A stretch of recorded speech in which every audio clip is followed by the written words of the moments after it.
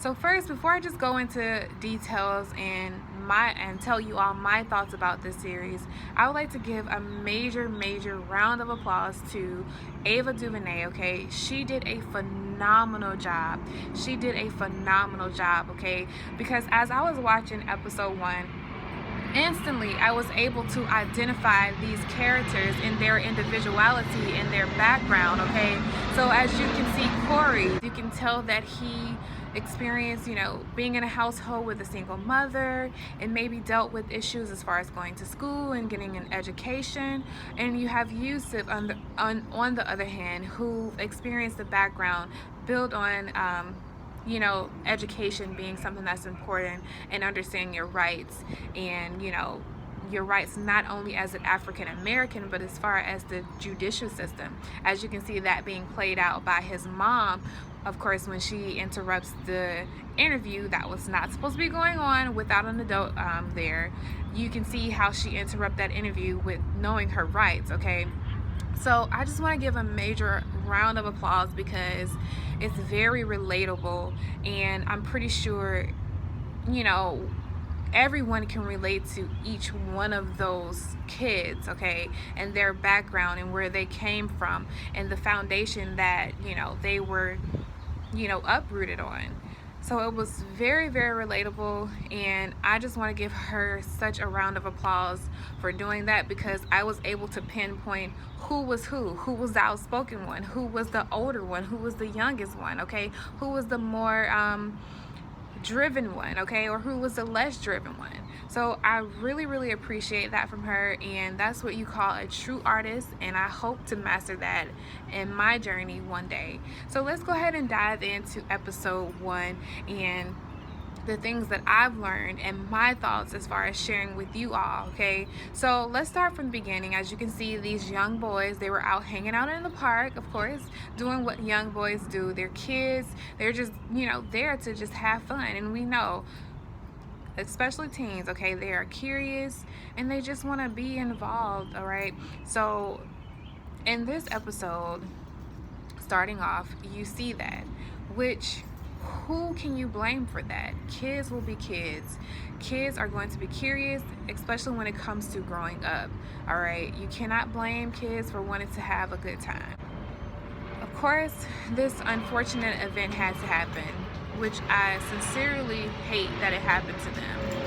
But this unfortunate event takes place as they're in Central Park, and the police show up, and they're there because maybe something was reported that commotion was going on, and they arrive, and instantly these guys, or these boys, they did not stand a chance. As you can see how the officer approached Kevin, and you can see that they did not stand a chance against the system. Okay, they were already pinpointed as being hoodlums, or being kids that were wilding out, as they said in the series. Okay, they were already pinpointed as being the bad people, and you really see that, just like I said, when the police approached Kevin and him assaulting him. Okay, so they didn't stand a chance. So let's fast forward a little bit to them being in questioning, and how the prosecutor, I believe her name is Lindsay, correct me if I'm wrong in the comments, how the prosecutor is just really pressing for this story to be solved about this woman, which is very unfortunate, who was raped in the park. Okay, as you can see, it may have started off a little bit as being sincere, as wanting to truly help this woman and find someone. However, sometimes our passion, or us being so tunnel vision, can cause us not to focus on the truth of things. We just instantly take something and we make it for what it is. We name it because we're so desperate to get to a certain place in our lives. So that's where I feel like this prosecutor messed up. She saw these kids, she saw the incident, which is very unfortunate, and I'm pretty sure she probably felt that way as well. However, she saw her passion, and she saw what this unfortunate event could do for her, okay? Which would give her leverage, which will give her opportunity, which will give her a bonus, which will give her a promotion in her career, okay? She saw it and she ran with it, okay? Because just like you can see, she created this whole little scene. She created the evidence. She created the story. She created where this actually took place and what time it took place. So sometimes in life, when it comes to our passion, we really have to know how to slow down and point out the facts first before we actually just take something and just run with it because we think it's going to propel us to the next level. We have to definitely take our time with that, okay? So this prosecutor, she was eager. She saw an opportunity and she went with it, okay? And that didn't turn out well because, as you can see, of course, we minorities, we don't stand a chance. And she knew that. So she knew that this was not going to be a fair game. She knew that this was going to be game. She knew that she can, win this case, prove her point, because guess what? We are minorities. We don't stand on, most of us are not brought up on foundations with knowing the judicial system and knowing our rights. And she knew that. And she pressed and she pressed and she pressed, okay? So these police officers who were interrogating these boys, it was very disgusting, okay? I'm going to tell you now, it was so hard for me to actually pick up my controller and press play on this show because I was not prepared to watch this at all. I did not want to watch the show because I knew what it would do in my spirit, and I knew it was going to arise so much anger within me. So it took me so, long to actually watch this show. I watched the show because it just came at me, to be honest. One day I was going to see my stepmom, and when I came in, she was watching it. She was just watching the beginning of episode 1, and I didn't want to interrupt what she was doing. So I was just like, you know what? Let me just watch this. I can possibly learn something from this. So that's what I did, and that's why I'm here today, okay? So these officers, horrible, very horrible people who did not care to follow or represent that law that says guilty until proven innocent, okay? I mean, not guilty, innocent until proven guilty. I just knew I was going to say that wrong. So they did not follow that law or that right that says you are innocent until proven guilty. They treated them like they were already guilty, okay? Even in the beginning, when the Hispanic father entered the police precinct, you can see even people of color already talking to them like they were already guilty and hoodlums, not even knowing their background story, not even know the foundation that they were brought up on. They didn't have any regards or remorse for these kids. They already had labeled them. So it was horrible, okay? And I don't know if you guys have not watched my story on Instagram, but I talked about keeping your mouth closed and not labeling people before you get to know them.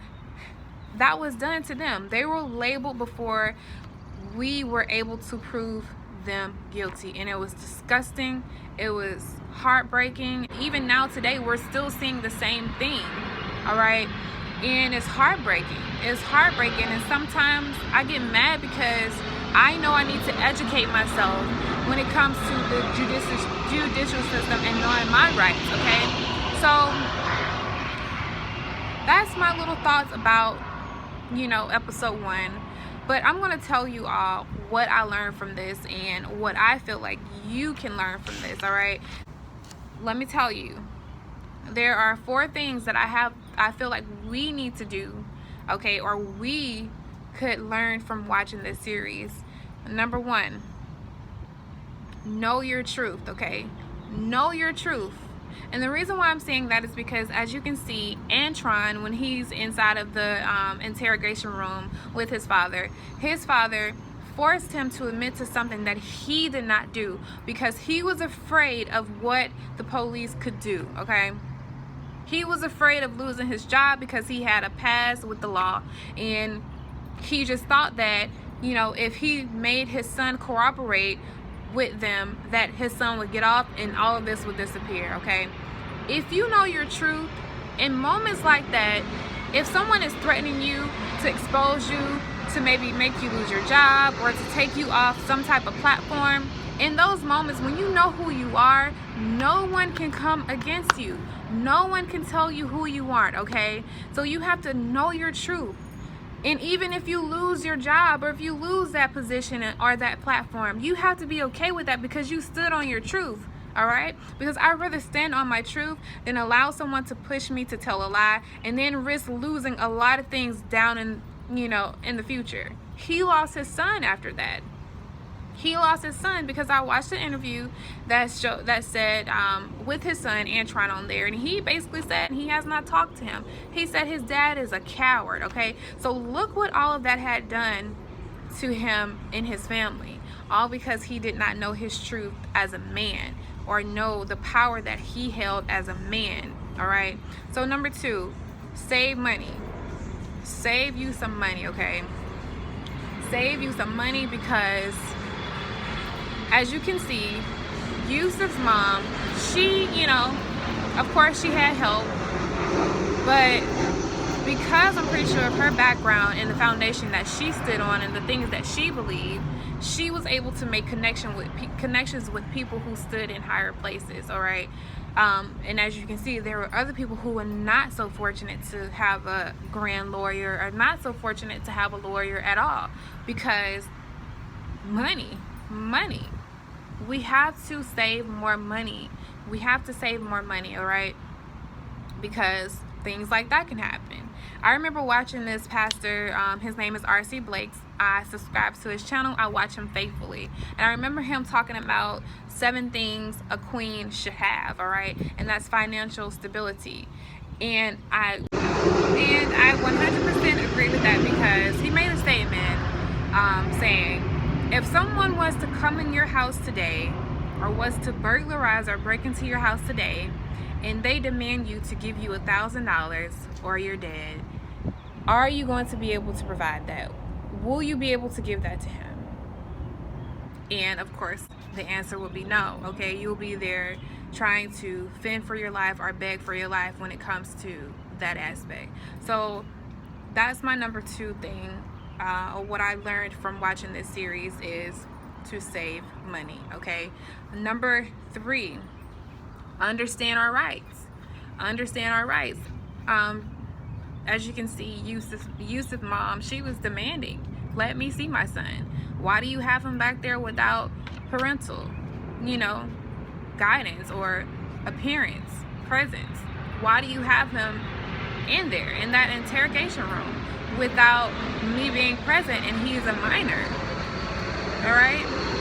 So as you can see, a lot of people in that, or parents in that series, they didn't know that. They didn't know how to fight against that, because a lot of us, we get this thing or thinking, and we lose the thought of knowing that these people are human. Just because they hold these high titles and they sit in high places doesn't mean that they're grand, doesn't mean that we shouldn't speak our opinion or speak our rights, okay? Because that's how the weak and the strong are identified. You're identified by knowing your worth, knowing your value, knowing your rights as being strong. You're identified as being weak as not being able to communicate any of those things. So we have to know our rights, all right?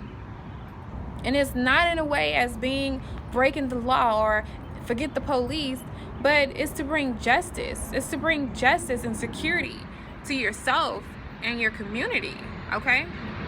So those are the 3 things that I took away from learning this. And just to put a little spin on it, guys, let's be more present and involved in our kids' lives, because they need us daily. They need us to sow into them, whether it may be spiritually, or whether it may be educational, loving. They need us to sow into them. Our kids are like seeds that need to be watered and nurtured and have sunlight so they can grow into these, beautiful flowers. They're like flowers. we have to sow into them daily, okay? And that was my thought on the series